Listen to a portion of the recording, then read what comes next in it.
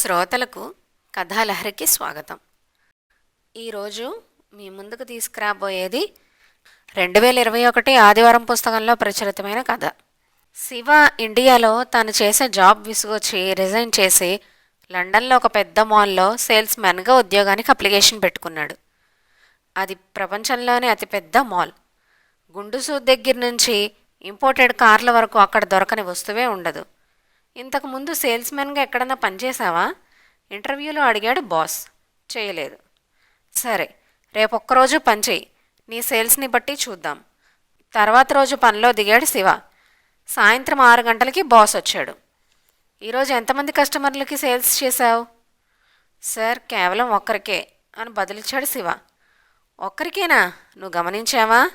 ఇక్కడ అందరూ కనీసం 40 నుండి 50 మందికి అమ్మకాలు జరుపుతారు. సరే, ఎంత ఖరీదైన వస్తువు సేల్ చేసావో చెప్పు. 8 కోట్లు చెప్పాడు శివ. ఏంటి?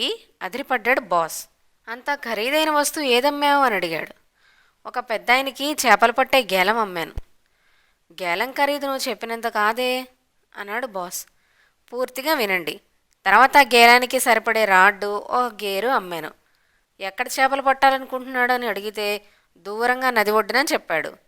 దానికన్నా ఒక బోట్లో వెళ్తూ నది మధ్య చేపలు పడితే బాగుంటుందని, మంచి చేపలు సులభంగా పట్టచ్చని ఒప్పించి బోట్ స్టోర్లో ఒక స్కూటర్ బోటు డబుల్ ఇంజన్ అన్నది కొనిపించాను.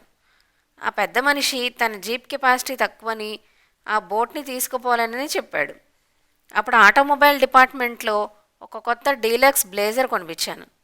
తర్వాత అక్కడే నది ఒడ్డున ఉండడానికి క్యాంపింగ్ డిపార్ట్మెంట్లో కొత్తగా వచ్చిన 6 స్లీపర్ల ఇగ్లూ క్యాంప్ టెంట్, దానిలో ఉండటానికి కావలసిన భోజన సామాగ్రి ప్యాక్ చేయించాను. బాస్ ఆశ్చర్యంతో అడిగాడు, ఇవన్నీ ఒక గేలం కోసం కొనడానికి వచ్చిన వాడితోనే కొనిపించావా? లేదు సార్, బదులిచ్చాడు శివ. మరి అన్నాడు బాస్. ఆయన నిజానికి ఒక తలనొప్పి టాబ్లెట్ కోసం వచ్చాడు.